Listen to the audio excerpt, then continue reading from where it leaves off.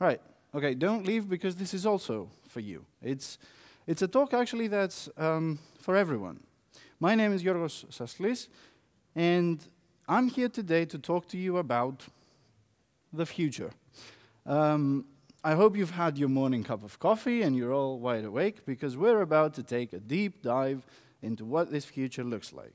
And we're going to look at what I think is one of the most important trends that will shape humanity in the 21st century. And this trend is the trend of remote working. I expect this is going to radically change society throughout the world. And that's why I'm focusing on distributed companies and not systems, because distributed algorithms and systems are, it just refers to one of the ways in which software works. It's a technical problem, and technical problems are easy to approach, they're easy to solve, they're easy to understand, compared to the people problems. Because given enough information about the current state of a computer system and the input that we can pass in, we can pretty much, deterministically predict its output. That's what makes it easy, it's the determinism. And if you try that with people, well, good luck. I try that with, my wife and daughter every day, and, it's impossible to predict. People's behavior is one of the things that's almost impossible to predict. And this is the reason why I feel we should be focusing on the companies and not just the systems. Because they allow us to address the hard part of software development. Software development is largely about communication. It's not just about writing code. So the hard part is getting people to work together and build teams, and getting people to work together and build companies and join in a common goal. Before we take this deep dive, let me share a bit of background information about how I got here talking to you. So my name is Yorgos, and I was born and raised in a very lovely, sunny part of the world. And I went off to study, before I became a software engineer about 15 years ago, I went off to study in a very gray, cold, cloudy, rainy part of the world, right? That's the UK. So I've always been wondering, right? The education was good, the jobs there were really good, and I've always been wondering, how can I get the best of both worlds? How can I live in a place that's, really nice, I want to be there, and at the same time still have a good job that interests me and is close to what I studied? Well, now I work remotely, and I can do that. And I talk to a lot of developers from my involvement with the community, and I know that it's not just me. There's lots and lots of people who wish they could be working like that. I've been working remotely for the past 2 years, and for the past 6 months I've switched to a full-time remote role for Telestax.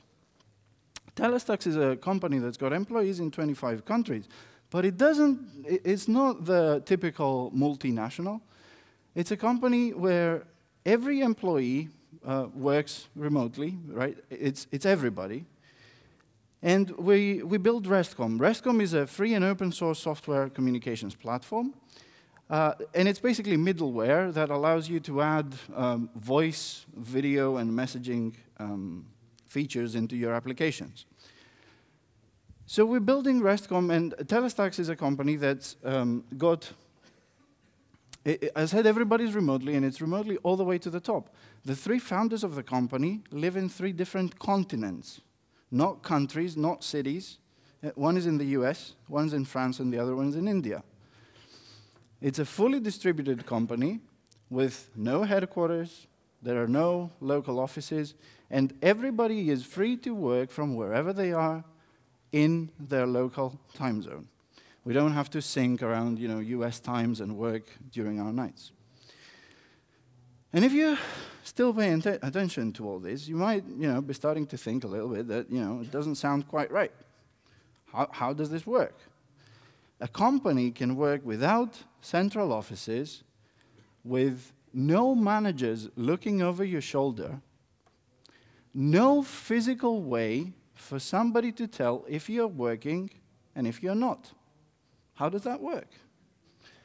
For many of you, and certainly for many of the people I know, the model that Telestax is built on sounds like it shouldn't. I've even been told by, distant family that it sounds like a scam. What is this company you're going to work for? Be careful. But it is actually founded on another model that sounds like it shouldn't work. And that is the model of open source software. I would like a quick show of hands again if some of you have contributed even just one line of code to an open source project. Let me move away from the light. OK, so about half of the people in this room. Please keep your hand up if you contributed to more than 3 projects. OK, more than 10, keep your hands up. Yeah, probably around that. So nobody's got more than 50. Right, so it seems quite a fair amount of you have some experience with open source. Some of this should sound familiar, right? People say open source shouldn't work. And it's a paradox, because the very social model that open source is built on, and it is the model of this gift culture, you give something away freely available, without necessarily getting paid for it. This social model of the gift culture goes completely against the capitalist society that we live in today. It shouldn't work.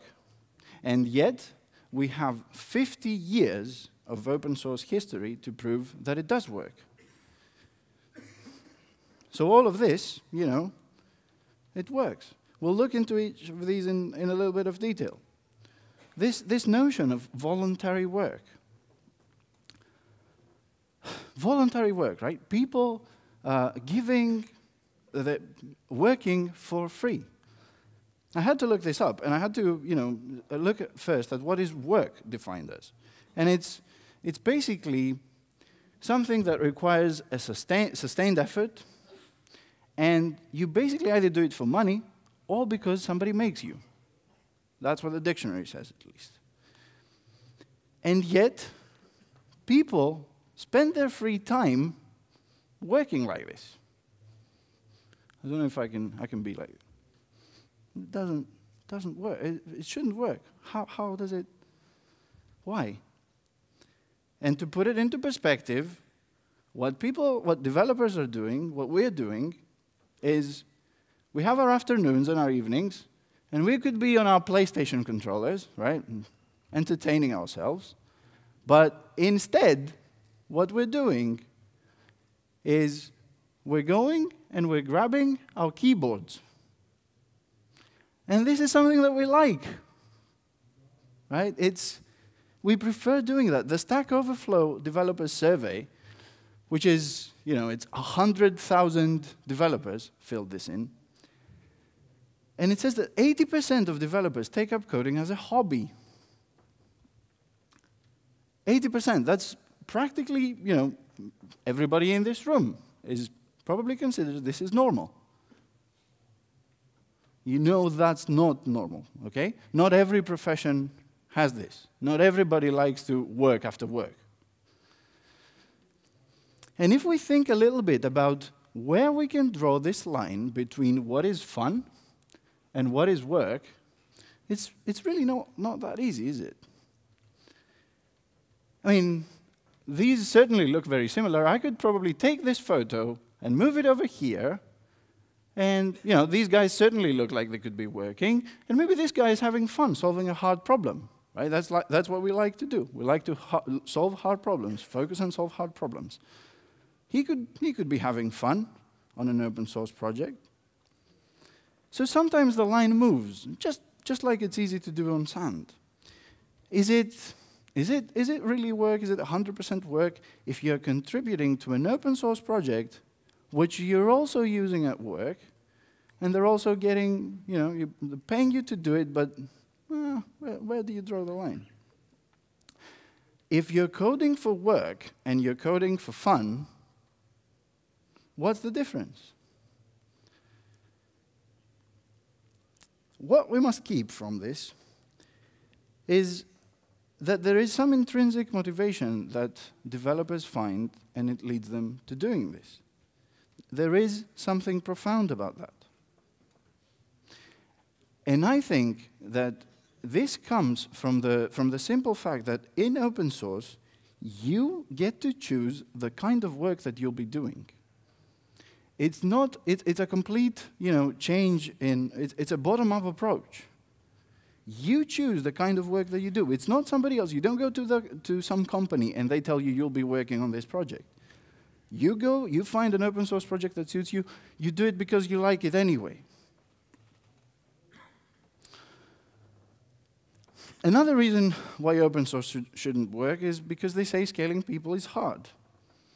And open source comes and says, scaling people, yeah, sure, we can do that. You look at some of the most popular projects on GitHub, and you just look at the numbers of contributors, right? It's not just tens of people managing to work together. It's not 100. It's in the thousands, and even tens of thousands of people. If you look at the Linux kernel, right, clearly the most popular open source project, clearly scaling the people is not an issue. It almost feels that open source was built for that, or with that in mind. But another thing you need to keep in mind here is this. So companies are now starting to pay their employees to give the product of their work, which is the source code, right? To give the product of their work, to give it away for free, for everybody to use. There's clearly something important happening there. People said open source will never catch on. Well, it already has. OSS is mainstream. GitHub says they have 25 million active repositories. Active means they've had some activity in the past year or so. 25 million, everybody's using open source. It's already mainstream. Then people say about, scaling across time zones. And then you look at stats, and you see that people are contributing to open source projects from everywhere in the world. There are no borders. There are no limits. No open source project says, you're from this remote country, we won't accept your contribution. Quite the opposite. They have code of conducts that say that everybody's welcome. So open source works across countries' borders, across time zones. And it does so by embracing asynchronous communication. If you look closely on GitHub, you'll see that there's no direct messaging, right? It's not built for a synchronous communication model. It gives you the tools to have on-topic discussions, right? Let's focus on some specific topic, and let's have an on-topic discussion on this. Whether that's an issue, or a code contribution in the form of a pull or merge requests, and code comments, but you can have on-topic discussions. That's the kind of communication it supports and allows you to do really well. And this model of this on-topic communication, if we go a little bit further back, we'll see that 10 or 15 years or so, this is what forums and mailing lists were used for. It's an existing pattern. It's a very similar pattern. If we go even further back, like really, really ancient further back, we'll find a similar communication pattern, asynchronous communication, again, in the form of letters. People were still doing business across borders just by snail mail. And back then, it was taking weeks for communication to get across, not hours like it does today. I'm focusing on asynchronous communication so much because I consider that to be one of the main building blocks for building a distributed company. We'll come back to that. But asynchronous communication is also why Slack is such a successful company, right? Anybody using Slack? Yeah, thought so. So Slack is giving the companies the asynchronous communication they need to start expanding beyond the borders of their own country, beyond the confines of their own time zone and beyond their local markets. So all that goes to show why open source has been successful until today. We have established that through open source, there is another way for building software. So now we'll look at how this can be extended in a workplace. And we'll start from some key facts. There is a huge, huge demand in software developers today. You can see that everywhere around you. And yet, in the world we live in, there are big differences in the economies between different countries. And these differences are growing. The gap is getting wider. Yet, big companies want to reduce costs because, again, capitalism. And yet, people would rather stay close to their friends and family. So there's this huge demand for software developers. And if we look back at the Stack Overflow developers survey, we'll see that only 6% of the 100,000 developers, only 6% is currently unemployed. And this includes the people who have left their job and are just in between jobs. 6% across the world. And then you look at the US. And what these figures show, if you look closely, is that throughout the whole of the US, the midpoint starting salary ranges between $90,000 and $150,000. That's the midpoint starting salaries, right? I want you to keep those figures in mind. It's because of the demand. So on the other hand, with this huge demand, let's look at what the supply looks like. Let's try to identify a little bit, excuse me, what this person that everybody's looking for looks like. So I ask you now to tell me what's the most important skill for developers. Let's have another show of hands, and you tell me, so who thinks it's algorithms and data structures? Yeah, a few hands. Mathematics? Yes, some people do that. Learning? Be a fast learner. More people there. And soft skills that have to do about communication and people skills and being good. Yeah. So we have a very sort of split opinions here, right? We have different opinions about what's the most important skill. I dare say it's because we each have a slightly different job description about what a software developer should or shouldn't do. And that's fine. What this goes to show, and the reason I'm asking you, is because this adds to the problem of the demand. We're not just looking for a generic software developer, we're looking for quite different characteristics in these software developers. Looking for this specific skill set makes the problem of demand even bigger. But at the same time, smart people are born everywhere in the world. Not just where you chose to set up your company. But yet, what your company is doing is it has to find incentives to bring these people, to attract them, first of all, in the same physical, geographical area, city, to get them to come into the office and work for you. In this process, it has to solve legislation and work visa problems. It has to offer relocation bonuses.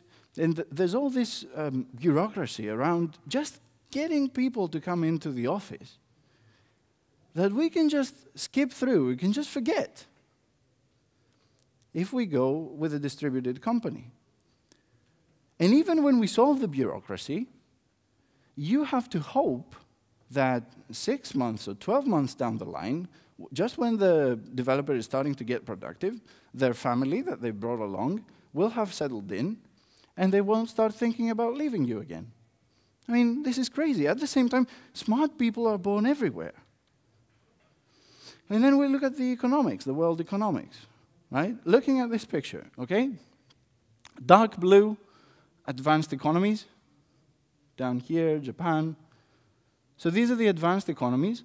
And basically, everything else in the world, okay?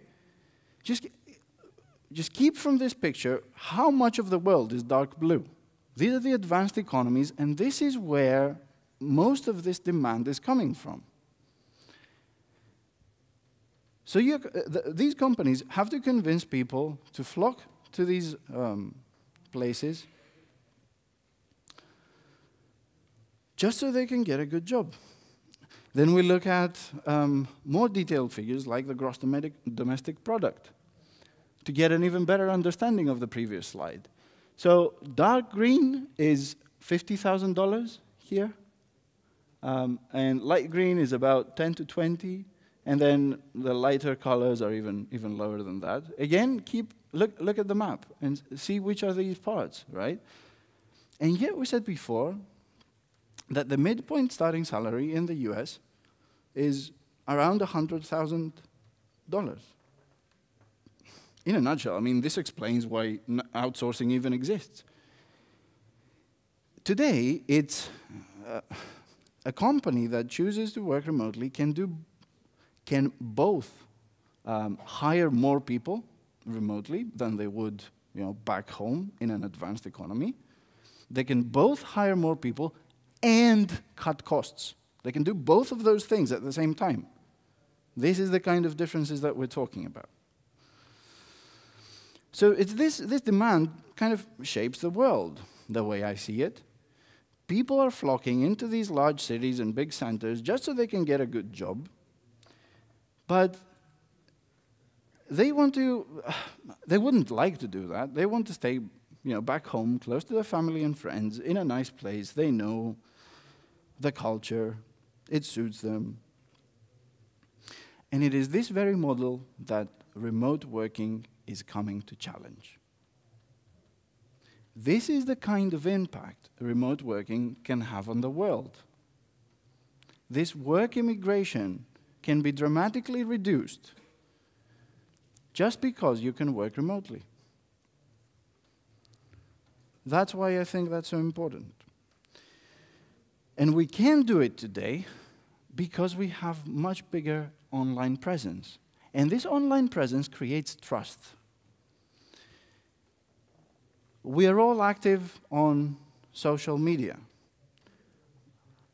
That gives us, it gives the potential employer something to look at about, what we feel and think, regardless of whether that's right or wrong. But it does create trust. We have our CVs and work recommendations. We have it, it's online. Employers can look at it. We have our portfolios on GitHub. People can look at our code. They can see for themselves if we're good at what we do. They have our Stack Overflow profiles. They can see how well we know a particular subject and also how well we can pass this knowledge on to others, how we reply to questions. These are all important skills. And I would argue that somebody with a complete sort of picture on all of these is a much easier hire, even if they're working in their own home, than somebody who walks into the office with none of these and a nice-looking CV. So those previous points should be enough to help us understand, just from a broader point of view, why remote working already exists, why I'm here to talk to you today. So now we're going to look at, in a little bit more detail, on why it's such a big trend. This is my favorite. That's why I'm starting for this. I hate commuting. Did anybody find any traffic on the way in today? I don't know. It's a Saturday, so I guess it wasn't that bad today. But if you're working for 8 hours, and especially in the big cities, you're spending about an hour each way to work, maybe a bit less on average. But that means that 20% of the time that you put into work is wasted. Basically, it goes out, and most of the times it even ruins your day. It did mine. That means that when you start working remotely, it's like getting a 20% raise. That 20% of your time, you're getting it back.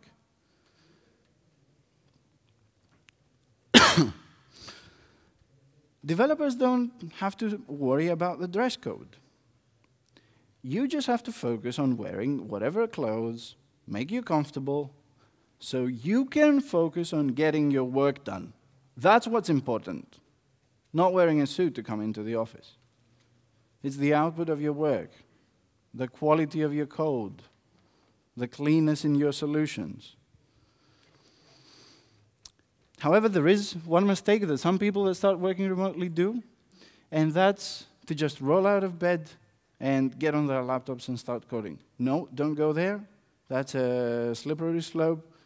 It can, lead you to the road to burnout. So, no, just get out of bed, wake up in the morning, put some nice comfortable clothes, sit down on your desk, and then start working. Another this is brilliant. You can choose your own workplace. You no longer have to put up with an open office, with noisy colleagues, where you have to put headphones on just so you can concentrate. Right? You're in this environment where you're trying to do the job that they hired you to do, and you have to do all these other things around it to protect yourself, to get into that mood.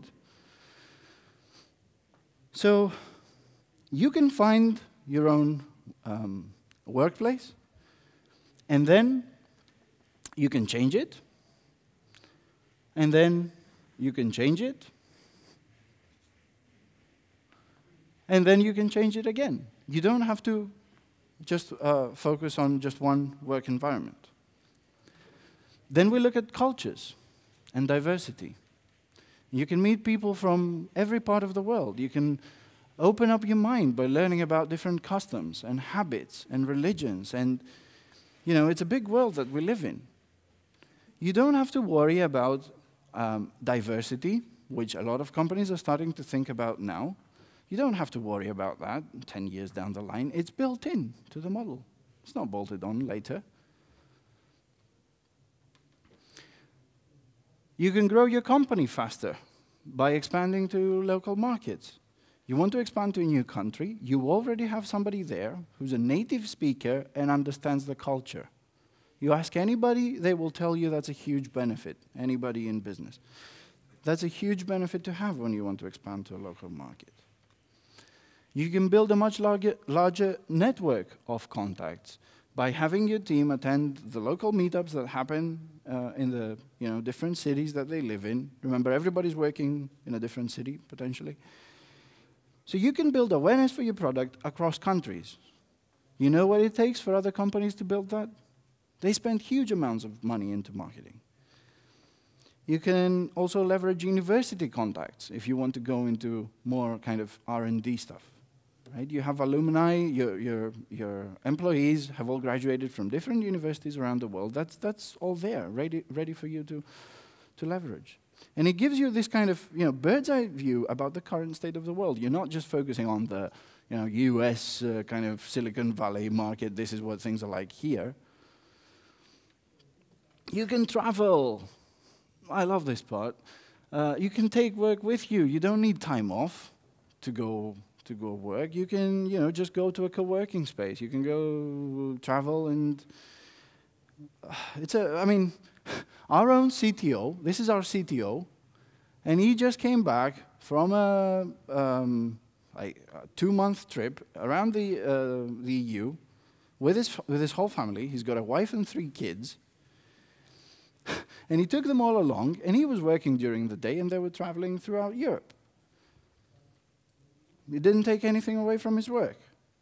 And it is this, if anybody wants to look more into that, it is this concept of digital nomads, who can basically, that's what they do. They travel and they work. And as a final kind of benefit, it's this thing about documentation. In a distributed company where everybody's working remotely, you do tend to write more things down. You have to write down your processes, you have to write down your procedures, some policies, onboarding. You have these handbooks which you need, because it's not so easy to just go up to your colleague and say, how do we do that? Remember, people are working asynchronously. So you do write more things down, and this is actually good for the continuity of your business. It's good for onboarding new colleagues. You can tell them, look, here, read this. This is a start. and then we can go on.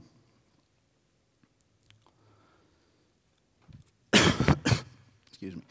There are also some pitfalls about remote working, and I do want to point these out because some of these things can make or break it. So it's important to have these in mind. You don't go off thinking, you know, it didn't work for you. First of all, there are some formalities, right? So you do have to look into a little bit about, you know, the employment status. Would you be a full-time employee for this company, this, you know, distributed company that you'll now be working for? Would you be a full-time employee? Do they have a local legal entity in your country? Can they hire you as a full-time employee? Or do you have to get, you know, self-employed and justify your income that way? So there are some accounting and legal stuff, and you have to look into a little bit into, you know, how you get paid, how you justify your expenses, if you go on trips, and so on and so forth. Thank you. You might need to set up your own home office. That means you're going to need some space at home, and it also needs you'll need some equipment. So, you know, not everybody has a really good chair at home that they can work in. And the chair, out of everything else, is probably the most important. Because, you know, we spend our, you know, 8 or whatever hours in that. It's never 8, is it? So you do need the equipment. Then your laptop, you have to think about, you know, does the company subsidize it? Can you get to choose your own model? Can you know, choose your Mac, so then you have to carry these, you know, ridiculous cables with it. It's, yeah, well, not everything's perfect. So can you choose the one you want? I think I disconnected it. Yeah. So, oh, what is it doing? Okay, we're back. And coming back to the asynchronous communication, we did talk a little bit about this, but the reason this is important is because it requires you to restructure the way you work. You can no longer rely on this synchronous communication, the kind of I was talking about before, right? Going up to your fellow worker. You can do it if they're available, but this is asynchronous. In asynchronous, you know, it will come back to you at some point. You don't know exactly when. So you have to restructure the way you work so that you don't block, right? You're all developers. You understand what I mean. You have to trigger off these requests and make sure you have other work to be getting along with while you're waiting for the responses to be coming back to you. This is an important point to understand and to expect, because this is probably the main problem that people face. They get frustrated that, you know, but I asked him yesterday and he still hasn't got back to me. Yeah, so. And then the other point about working from home, okay? First of all, we have this, right? Home is supposed to be the place and the space where you're not working, where your family, if you have one, or your significant other, expects you not to be working, to be spending time with them. And traditionally, there has been an explicit separation between the work environment and the home. You used to go into the office, you know, finish work, pack it, well, that's before we had laptops, and we can bring home with us. And you used to, you know, leave work, and that was it, you were done. There's even a lot of literature about this, about not taking your work at home with you. And all of that is right, because you do have to focus on the work-life balance. You do have to think about these things. At what point in time, if you're working from home, do you start working? And at what point in time do you stop? Is there a clear starting point? Can you stop throughout the day? When you're daughter, in my case, comes back from school? Is it always like that? You know, are you still working when she comes? You have to put these limits and sort of discipline yourself into organizing your workday around your family life. And this is beautiful. When you can get that to work, it's amazing. I absolutely love it. I can't shout it loud enough. Another point to think about is where you work. Because not every part in your home should be your work environment. It's important to have some kind of separation. When can the kids come and interrupt you? They want to play. They always want to play, and they should. You know, but you also have to work, so you do have to set some limits there. Okay, it's not just. If you think this is what working from home looks like, it's not, and it shouldn't be. Okay, this could be an exception. You know, if you have your child ill, you can be there for your child, and still get some work done with the degradation, of course, in your performance. But it's not. This is not what we're talking about. You do need something more along these lines. Okay, you need some space, preferably a separate office that's kind of, let's say, outside the home, that your everyday lifestyle and your everyday lifestyle should exclude from the daily activities. And if at all possible, this must have a door, and the door must have a lock. Because there are times where you do have an important conference call and you don't want an interruption. Okay, it's important to be able to do that. And, you know, kids shouldn't be allowed to go in, but kids happen, as a friend says. So, you know, keep that in mind. So what is important, though, is that working from home, if all the above sounds like a problem, keep in mind that working from home is just one of the options, and not necessarily an option that everybody chooses. It can get lonely, right? So people choose to go to a co-working space. They choose to go to a library. They choose to go to a cafe. I don't mind it at all. I love it. But yeah, it's just one of the options. And as a last thing, the company where you join, do look into that a little bit, whether you're just the only person who will be working remotely, or whether they have others too, right? Or whether everybody is working remotely. It can make a big difference in the culture of the company. It can make a big difference in your daily life, in how your performance is evaluated, and so on and so forth. There is an important separation there. So, if you're, if any of this is starting to sound a little bit like something to look for, you should know that you're in good company. There are lots and lots of enterprises who are embracing remote working.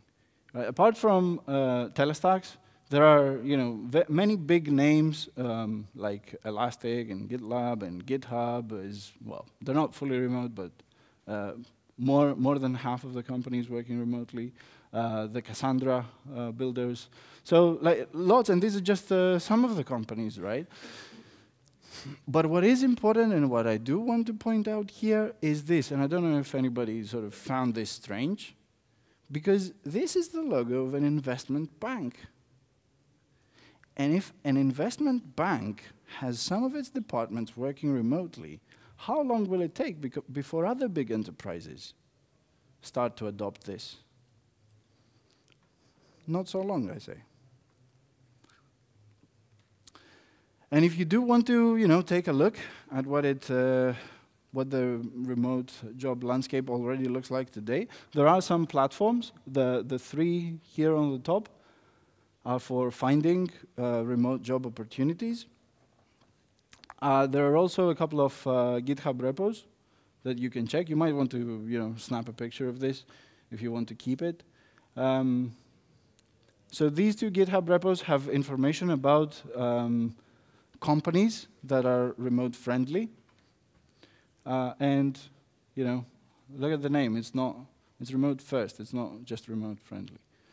And also Stack Overflow was a good resource too, because they have a separate section that says remote jobs. And if you do, you know, think about applying to one, if you do want to look into that, I would urge you to first try some freelancing work from home, you know, kind of a side project that you're doing in your spare time, and because you can see maybe it's not for you. Open source experience, you know, I've spent a lot of time talking about how I think open source is closely related to remote working and how it can be a really good match when those two things are put together, like in our case, in Telestax. So if you have some open source experience, that's definitely relevant because you already know how to work in this sort of asynchronous communication environment, and you already know how to use a lot of the tools that you'll be using later. And as a kind of a final tip is that you can turn to local meetups to meet other remote workers. You won't find them, you know, in many other places if they're working from home. Maybe you can go to a co-working space as well. But do go to these meetups, do look out for these people, do find them and ask them. Like you can find and ask me after the talk as well. Ask them, you know, if you have some burning questions, you know, but, you know, what do you do about this? Find the people and ask them, because you'll find different ways that people have addressed these problems. And the rest is just, you know, the usual tips for getting a job. So with that, I hope that today I've given you enough to think about, to start considering that, you know, maybe, just maybe, your next job or the next job after that, in a couple of years, could be at a distributed company that embraces remote working. Thanks a lot.